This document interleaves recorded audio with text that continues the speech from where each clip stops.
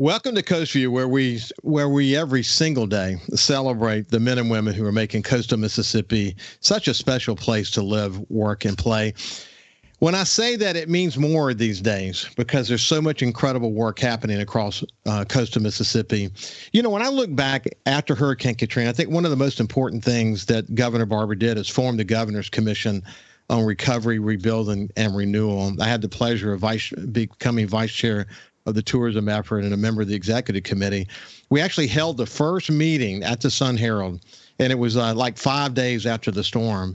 And within 5 weeks, we had garnered the private funds to fund what we referred to as a charrette, an architectural charrette, which is essentially a planning and sort of creative session of 11 coastal cities simultaneously, focused on what could be, helping communities that had been destroyed begin to think about who could be involved. We hired Andreas Dwani, the famed architect. You might know him he designed Seaside, but he designed 300 other communities around the world. He's the father of new urbanism. And Andreas brought a team of architects and planners literally from around the world. We had a couple of planners from the Prince of Wales Foundation. So it was just a really incredible moment for all of us to learn about the importance of planning, about what it means to create a sense of place, etc. Along the way, Andreas wrote a book, and the book was called Suburban Nation, The Rise of Sprawl and the Decline of the American Dream. And I just want to quote a couple of quotes from the book. Here's one. We live today in cities and suburbs whose form and character we did not choose. They were imposed upon us by federal policy, local zoning laws, and the demands of the automobile. The point that he's making is that so many cities became what they were through serendipity. One thing happened and they made a change over here. And before long, you had a city that you really weren't so proud of. If you go back and look at some of the old cities, incidentally, what you'll find is there was something very special about them. And then he said this about that, actually. The problem is that we cannot easily build Charleston anymore because it is against the law. It's interesting because all these zoning laws along the way made it impossible to build the old Charleston that we all came to love. He said, similarly, Boston's Beacon Hill, Nantucket, Santa Fe, Carmel, all of these well-known places, many of which became tourist destinations, exist in direct violation of current zoning ordinances. And then a couple of more. If these influences were reversed, and they can be, an environment designed around true needs of individuals, conducive to the formation of community and preservation of landscapes, becomes possible. The traditional neighborhood, represented by mixed use, pedestrian-friendly communities of varied population, either standing free in villages or grouped into towns and cities, have proved to be the sustainable form of growth. It allowed us to settle the continent without bankrupting the country and destroying the countryside in the process. But the point that he's making is that there's sort of a resurgence, and this is something he talked about long before Katrina, but after Katrina, we came to appreciate that this mood to rebuild the cities was a really important part. And the case of coastal Mississippi is mostly related to the downtowns of the coastal Mississippi cities. So we learned a lot about planning the post-Katrina environment. And we came to really appreciate this word that I use all the time, this word that means that says sense of place, creating this very special and unique sense of place. Each community of coastal Mississippi has its own unique sense of place. So my goal here on Coast Vue has been to look into the future and talk more about why it's important to invest in enhancing the sense of place in a way that brings empty nesters to town, in a way that brings young people to town. We want people from all over the country to choose coastal Mississippi as a place they want to live. I think that the key to our success as a region as we look forward, especially if you think about the new economy that I talk about here on Coast Vue all the time, is building the kind of places that people want to live. I really believe that strongly. This new economy, incidentally, is really, really compelling when you think about young professionals, especially tech savvy. We thought a lot about this during the pandemic. Incidentally, we knew these people could live, work, or play wherever they wanted to live, work, and play. They could work remotely, and the pandemic sort of put that on steroids. What we learned along the way is that millennials kind of like mixed use. They want to live and they want to work and they want to play within walking distance. They want access to necessities. They want to be able to be engaged with their friends. I've had some terrific conversations here on Coast Vue with Eric Hill, who's the head of the Center for Entrepreneurship at Mississippi State. And he's a frequent guest here. And here's a couple of things that he said that really apply well to this conversation we're going to have today. He said, we need an educated, experienced, and portable workforce. Nearly every one of our angel-funded teams, entrepreneurs here in Mississippi, has struggled with hiring specifically developers. He goes on to put success in building these kind of places in more practical terms. Here's what he said. People in their 20s and 30s need to be able to find spouses. Our cities and communities need to be places sought after and that lead. What would it take to get someone under 40 to say, wow, I'm glad I live in Mississippi and not elsewhere? And he goes on to talk about how important that is. So I've talked about urban and regional planning here on Coast Vue, dreaming of a coastal Mississippi that competes with places like Nashville and Chattanooga and Austin and others. We've been talking more about urban planning here on Coast Vue, a lot more recently. We're lucky that we have a lot of mayors and city councils along coastal Mississippi who really are beginning to get it. And there are a growing number of developers who are willing to put an insane amount of money on the table. They're taking risks to build better downtown areas, to build the kind of places that people want to live. We're working toward making coastal Mississippi a place that rivals some of the best communities in America. And we're lucky to have the men and women who are making those investments. I like to say they're betting the ranch. We've been talking more these days about strategic planning on the regional effort. So we're not just talking about positioning coastal Mississippi to be a great place to live, but we're talking about creating a thriving economy that is diverse and adjusting to the dynamics of this ever-changing new economy that I just talked about. We are moving in the right direction, but it's going to take a lot of focus. We're going to have to stay intense in that, and we're going to have to continue to keep the bar extraordinarily high. This is one of the reasons why I continue to talk about the Gulf Coast Restoration Fund that was created after the BP oil spill. Some of the investments have been smart. Some of the investments have not been smart. What I'd like to say is that more than $300 million is left. We've got to get smarter. And we have to fight the urge to use that money as a political football. One project that is super smart and that sets an incredible example of everything that I just talked about is the district on Howard in downtown Biloxi. Mayor Fofo Gillich and I have talked about it many times. I'm thrilled to have developer Lee Young with me this morning. We're going to talk not only about that project, but sort of his vision for coastal Mississippi. Good morning, Lee. How you doing, friend? Good morning. Thank you for having me. So as I was sort of laying all that out, did that sound familiar to you? It sounds very familiar. A lot of us, I guess, I was in my late 30s, early 40s when Katrina hit. It would have been much easier for me to have left at that point. But all my whole life was spent here. Prior life was spent here. Yeah. So you're vested with family, friends, and the coast means a lot to me, and you want to see it make a charge back. You want all our cities to come back. And we drove down Highway 90. I'll specifically remember this, the day before Katrina hit and that evening, and looked at it.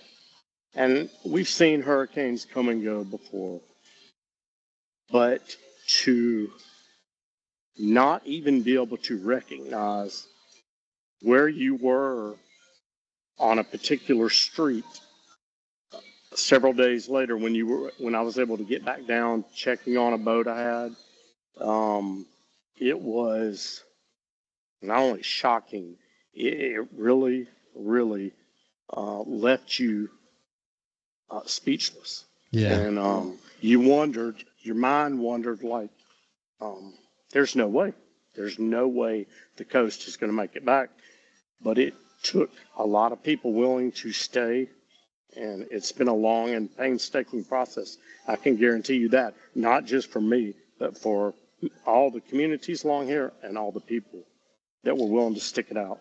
It's taken time, but you said in an interview in 2018 that with a little vision and some initiative and people putting their money where their mouth is, we can make it happen. So not only rebuild what was there before, which I think we've done a really good job of proving that we're a very strong and resilient set of communities, but beginning to put sort of a future eyeball on this thing to say we're going to have vision, we're going to create some audacious goals to bring life back to our cities, and you're seeing it from Moss Point all the way over to Bay St. Louis and Waveland. You're beginning to see that happening. When we come back, we're going to get very specific about where did Lee come from? Where did he get his understanding, his dogged determination to want to rebuild, in this case, downtown Biloxi? But we're going to talk more about the overall story. We'll see you after this with Lee Young. Welcome back to Coast Vue. I have my friend Lee Young with us. He's a developer here in coastal Mississippi, and he's bet the ranch on downtown Biloxi, to say the least.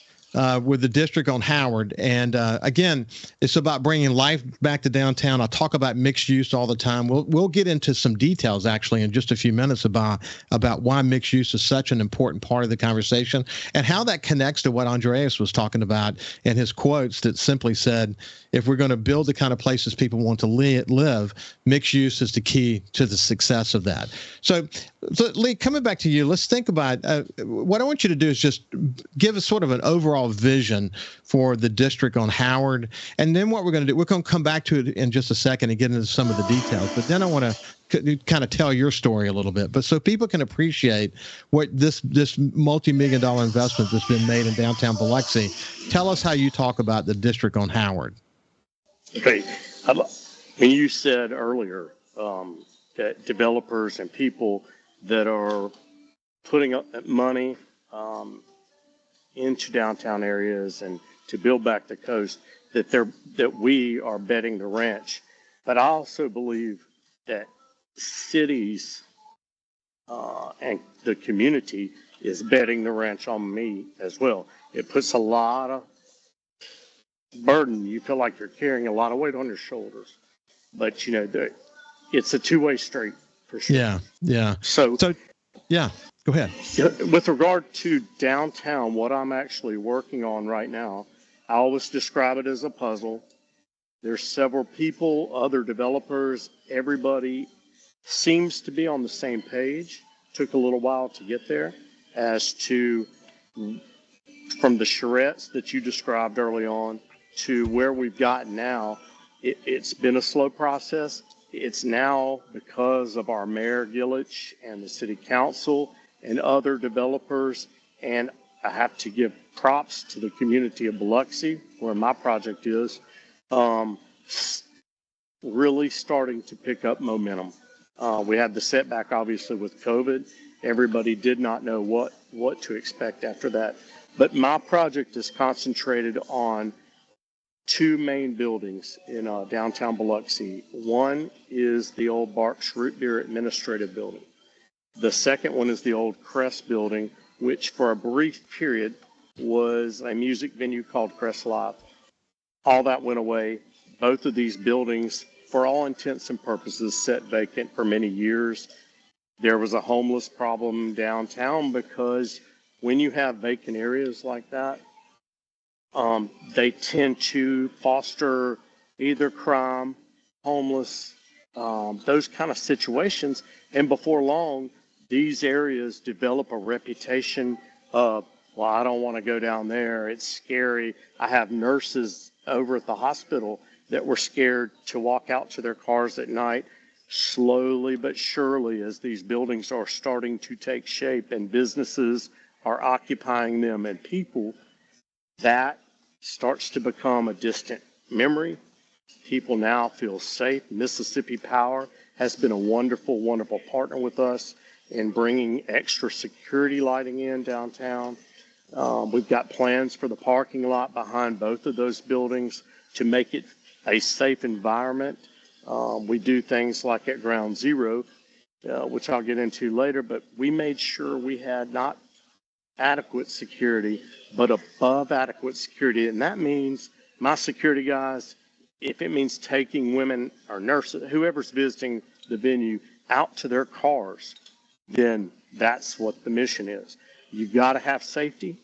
Our police in Biloxi are wonderful, and it sort of starts with that. And those are the two buildings. I call this the sort of epicenter of downtown because it takes up literally a block, almost a block, of the true downtown center.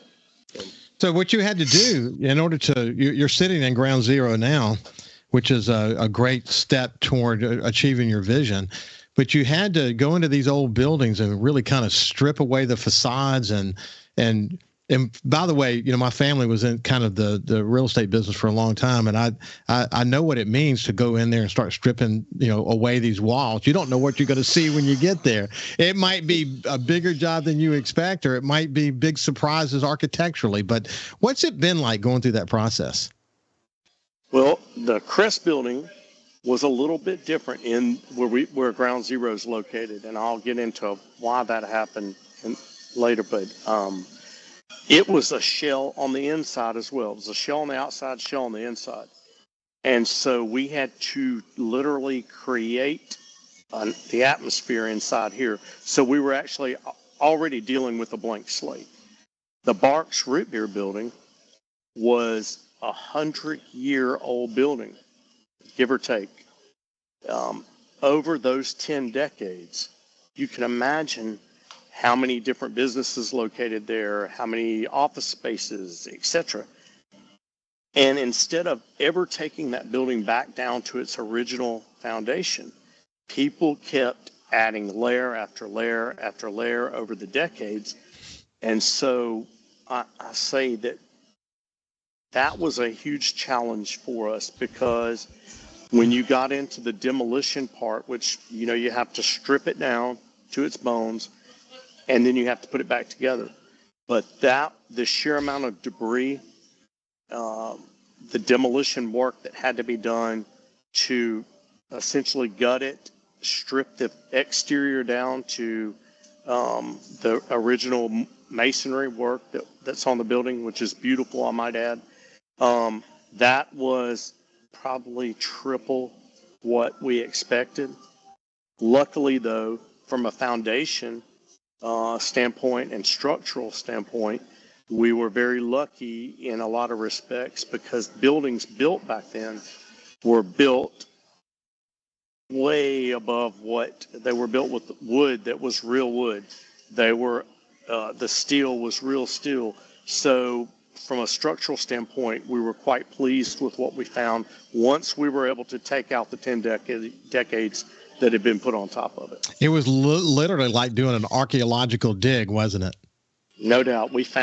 You'd take one layer off, as I'd say, and you'd find where so-and-so wrote love so-and-so on a board, and then that was covered up. And then we got down to, I think we had the earliest graffiti, I would call it, on one of the boards was 1922, somebody putting their name there. And so we saved a lot of pieces of that kind of history of the building.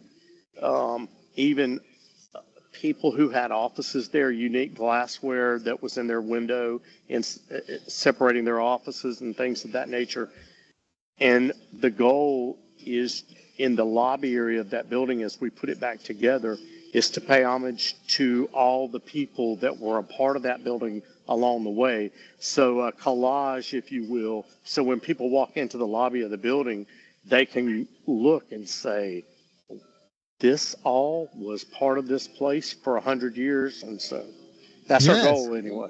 No, it's really special. Hey, what we're going to do, we're going to come back to talk about the evolution of the project, sort of partners that are evolving, what your vision, once it's done, what's it feel like, look like, what's somebody going to experience when they're there. We'll come back to all that here in just a second. I'm curious, though, about your journey that led you to this point. Tell me a little bit about where you grew up and where the big influences in your life were. Give us that journey. Well, I was actually born in Slidell, Louisiana, My father worked for NASA at that time. Ingalls went through a major expansion late 60s, early 70s, and my father was in IT and had a chance to come to Ingalls, better his job situation. And so he moved, at that point was my brother, myself, and my mom to Pascagoula. So I'm a Pascagoula guy by heart, graduated high school there, grew up there, and love Pascagoula, love Moss Point, love that whole area. And that's, my trek on the coast. We were not a wealthy family, so we didn't vacation at Disney. I don't think I went to Disney World until I was probably 20, I'm embarrassed to say, 25 years old with my nieces and nephews. But I crammed my butt in every ride I could get on that I'd heard about as a child. But I will say my childhood was spent at Horn Island most of the time. We went every Saturday and Sunday. We had a small boat. We camped out. I tell people when they come to the coast, yeah, there are casinos, but if you can find any type of way to visit the offshore islands, it is magical and is something people come back after doing that going, wow, I did not know that was out there. So You know, anyway, I'm a big fan of Walter Anderson. Has studied his life. As we both know, he's a Renaissance man. His contributions are immense. But he did a great job of sort of capturing the art of Horn Island. I mean, not just Horn Island. I mean, of course, he was a world traveler and a big thinker. But man, what he brought to coast of Mississippi and Ocean Springs in particular, in terms of capturing the beauty of that, it was just so outstanding. Hey, when we come back, we're going to continue to learn a little bit more about Lee Young. What was his journey along the way that actually ended up putting him in a position where he could make investments in coast of Mississippi? We'll see after this break. Welcome back to Coast View. I have my friend Lee Young with us. He's a developer and someone who I really look forward to having a chat with. And one of the things that I've said to many of my friends, and certainly as a publisher, I always try to live this ideal, and that is that there aren't a lot of developers who can amass the kind of collaboration that's required to do something like what you're doing in downtown Biloxi. And who can bring the funds to bear to make something like that become a reality. And the thing that I've always said is that every city of coastal Mississippi should seek the Lee Youngs of their community out, or find them somewhere else and bring them to their community and do everything they can to grease the skids to make it easy for you to invest your money and be successful. Because really what you're doing, and I predict it's going to be unbelievably successful in bringing life back to downtown Biloxi in a way that will transform Biloxi. I really believe that. So anyway, we're going to come back to specifically how are you going to do that here in just a second. But you grew up in Pascagoula. What happened next? So I'm a lawyer by training, went to Ole Miss undergrad and law school, had an opportunity to come back to work for Dick Scruggs in Pascagoula. And shortly after joining that practice, the landmark tobacco litigation, it's crazy that that's been over 25 years ago, but I had an opportunity as a young lawyer to work on that case. And it kept me from the coast for probably 6 days out of the week. We represented the attorneys general in that case, and we ended up representing 37 states, I believe, including Hawaii, the Commonwealth of Puerto Rico. And so literally working 6 days a week, missing my family and friends, was on the road. And when that was over, there was a part of me, do I want to practice law? I like screenwriting. I thought about, going after that. And so I maintained a practice for a few years after the litigation was over, and I was lucky enough to be successful with my firm and treated well. And so started my own firm, did a couple of cases on the coast, bigger cases like the casino shooting at Casino Magic and things of that nature. But there was always this part of me. I'm not a financial kind of person, mind, but I consider myself a creative person kind of mind. But I also believe that with creativity, you have to be very smart about how you do it, or it's wasted energy. You can go spin your wheels if you don't either assemble the right team to assist, um, and I call it have the right players surrounding you, then you're spending a lot of wasted energy in that process. And so the first thing that came up for me to do to pay back the coast was the year before Katrina. At that point, there was a big push by, and I don't know if you recall this or not, but a big push by the oil companies to put gas rigs and oil rigs in the Mississippi Sound and closer in around the I barrier remember it islands. well. The 12 miles coalition came about. Yeah. So I had a chance to be a principal in the 12 Mile South Coalition, met a lot of unbelievable, wonderful people that I would have never had a chance to meet. We raised a sufficient amount of capital to try to help battle that. And what was interesting to me about that was everybody that was involved they knew the impact. The coast was just getting where it needed to be, and I'm like, you're going to come in here and ruin it with rigs that people can see and supply boats going out. And I know some people saw money. I saw it as a point where we probably would not recover as far as tourism and being able to attract people.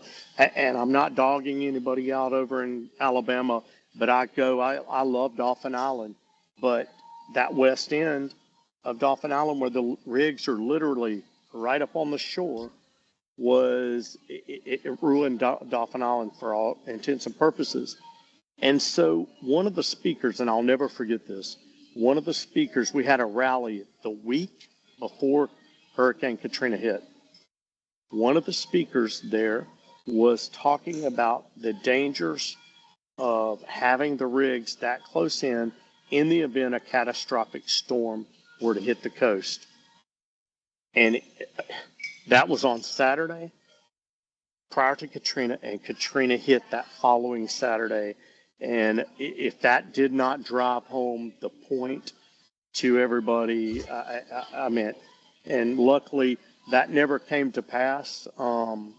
And so that was my first efforts, as far as I'm concerned, to invest myself in the coast and protect it to the extent I can. And that's a protection not only as an environmental person, which I am, but to me, it's a smart business sense because, and luckily we had a lot of business people that joined in there because the coast, if you're either going to be tourism or you're going to be an industrial, I'm not going to say waste ground, but that's what I'm thinking in my mind. And so there was a choice to be had at that point. And so I think the business community, in particular on the coast, knew what would happen if that would happen. And so people like Bones Bark joined in and helped amass we had Gerald Blessey at the time, and really, I remember Beverly Martin and stuff, people that played an integral role in helping, I call it save the coast. But we pushed. That was my first time. I was publisher of the Sun Herald during that time, and we wrote editorials about it. We were very passionate about it with you. But what's interesting is when you go through an effort like that and you think about grassroots communication and collaboration and bringing all these different people together, that actually lays a great foundation for you in your development work because you realize what it takes to get alignment. Alignment is key in the kind of projects that you're involved with, isn't it? No doubt. And I have to tell you, I tell the story about where Half Shell Oyster House is located.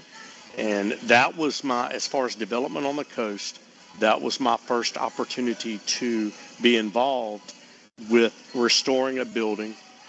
My friend and colleague Matthew Medier and I were able to join forces after Katrina and purchased that building, which had been, for all intents and purposes, wiped out. I mean, it was flooded uh, and destroyed on the interior, and everything around it was destroyed. And it stood there to us like a beacon that says, you know what, if downtown Biloxi, if there's any way this downtown area is going to come back, it's going to start with a vision that we need restaurants, we need stuff for people, choices for people to make to want to come downtown. I mean, I can come downtown and see my accountant or my lawyer or my doctor, but that's not, and no disrespect to those professions, that is not what creates synergy for a downtown. A downtown needs people willing to live in it, number one. So you have to have places for people to live. You have to have places for people to work, and you have to have places to enjoy them, for people to enjoy themselves and have a catalyst for that. So that requires smart thinking, creative thinking, and most importantly, I would say some initial risk takers that are willing to put their money where their mouth is. They're not asking somebody else to participate that they're not willing to also share in that participation. So, and what's happened is, and it's been interesting to watch, because you think about Ivan Spinner and his development, yes, sir. Jordan, Nico, and the Nico brothers and their development. What you're doing, there's others. The mayor and I have talked about. I don't even know of any commercial land that's available in downtown Biloxi right now. I mean, it's just everything is beginning to evolve in such an amazing way that you got the right people amassed who have the funds to do it, who have the vision to do it, who've done it before, who know what it's like to do it. It's amazing to be surrounded with people like that, isn't it? I've complimented every one of the developers that you mentioned, but I have to tell you, there are other small business owners like Greenhouse Coffee, Marley's Music, Lauren, who opened her healthy eatery down the way, that are putting now some small businesses. And you want to talk about taking a risk? Right now, there's not the foot traffic in downtown Biloxi that will be coming for those people to take a risk and put these smaller type shops in right now, where you don't have the day-to-day or weekend. That's a huge risk, but they're also part of the framework that's got to happen. And if I can for a second, hey, let's do this, Lee. We're at the end of this segment. We'll come back on the other side with Lee Young, a developer who's made a tremendous investment in downtown Biloxi, and we're talking about that now. We'll have him for the final segment when we come back. We'll see you after this. Welcome back to Coast Vue. I have Lee Young, a developer who's doing an amazing project in downtown Biloxi. And Lee, I love the way you just said that, though, about small business owners, and the way you got big developers and small developers. You got the general public that's coming to downtown again, that's starting to sort of create this wonderful sense of place. But anyway, when we went to break, you were about to make a point. I don't want to get too far ahead of you. You can finish your point. What I wanted to comment on was, if you looked at Bob Taylor taking a risk with Matthew and I to bring Half Shell Oyster House to his building, people forget, because now it's been however many years Bob's been in operation there, that there were no other restaurants around in that vicinity. And now I think there are 6 new restaurants surrounding that. And the same thing, if people ever question this, I say go look at that corner, Lemieux Street, and you'll see exactly what I envision happening for the rest of Howard Avenue and the surrounding vicinity of Howard Avenue downtown. And I can tell you that the Barks building, let's start with that, and I'll maybe end with Ground Zero. Or yeah, go ahead, sure. But the Barks building will contain 23 residential apartments, with a really good, like you see, and really good industrial mixed with nice amenities and appliances and things of that nature. A little bit of upscale living, I would say, but with an industrial feel to it, something that you see in Nashville, Birmingham, Mobile, New Orleans, those kind of cities. We're going to bring that to downtown Biloxi. We're very far along in that process. But downstairs, you're looking at 30,000 square feet of commercial space. We are actively involved in negotiations with my brother. Was born, grew up on the coast, but has lived in New Orleans the majority of his life. He's now back on the coast. But we had some connections with businesses and restaurant groups over there. So we have actively courted some big names because in our estimation, you need a couple of big name groups that know what they're doing, the restaurant groups, that you'd say take your chance, bet the farm, whatever. Well, you also want to hedge your bets. You want to try to go with people that are proven too. So if we're lucky enough, and I think we will, to land a couple of these names, that the rest of the building will fill in, and you'll have enough foot traffic now going down to help these smaller businesses that are already in here. And you'll also, for smaller businesses that want to open things like dress shops or not souvenir, but artwork, things of that nature. Yeah. You'll have enough foot traffic happening to actually support those people. And my vision is to have people biking, walking, golf cart, if you will, down this thoroughfare, and with many, many choices for things to do, and where you can get dropped off, or you want to hang out here, not just pass through as fast as you can. There's got to be something that, you know what, let's just go hang out on Howard Avenue or whatever, and then you've got choices galore, hopefully, of what you want to do. Well, listen, as a former publisher of the Times-Picayune in New Orleans, we covered greatly the restaurant scene there. Had some of the best reporters on that scene in the United States. The restaurant groups there are the real deal. They're very real deal. I probably know everyone that you're probably courting. And the reality is they're good at what they do. They know high volume. They know what that's all about. And this would be a destination restaurant that you're talking about, one where people would drive from all over the place to go to it. And it would be smoking hot all the time with incredible service. And I'm not underestimating how important that is, am I? No, not at all. And I think as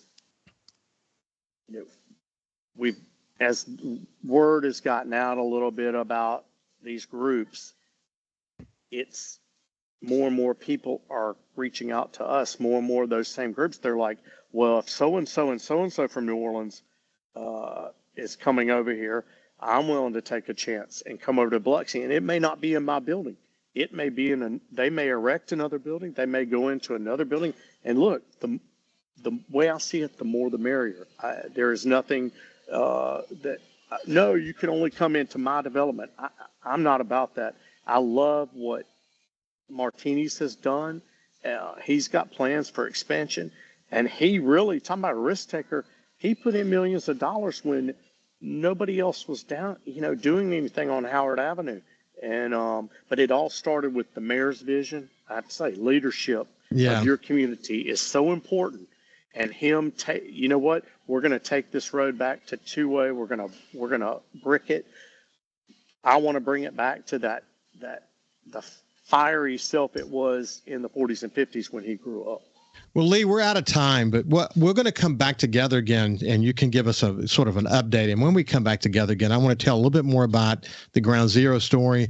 I had the opportunity, God rest his soul, to have the last deep conversation with Bill Luckett. He talked about his vision, about this brand, this first foray outside of Clarksdale, be right here in Biloxi, the whole story around it. And if you haven't seen that conversation, I'll be sure to send it over to you so you can watch it. But it's a special thing that you've created there. It's a unique opportunity, and it means the world to the team at Ground Zero that this is now located in downtown Biloxi. Congratulations on getting that. We'll tell that story, but for now we're out of time. It's been my pleasure, Lee. Thank you so much for having me. We will continue the conversation soon. Actually, this has been Lee Young, developer, and hope you enjoyed the conversation. A lot to learn in this conversation about commitment and passion and dogged determination. We will see you tomorrow. Have a great day.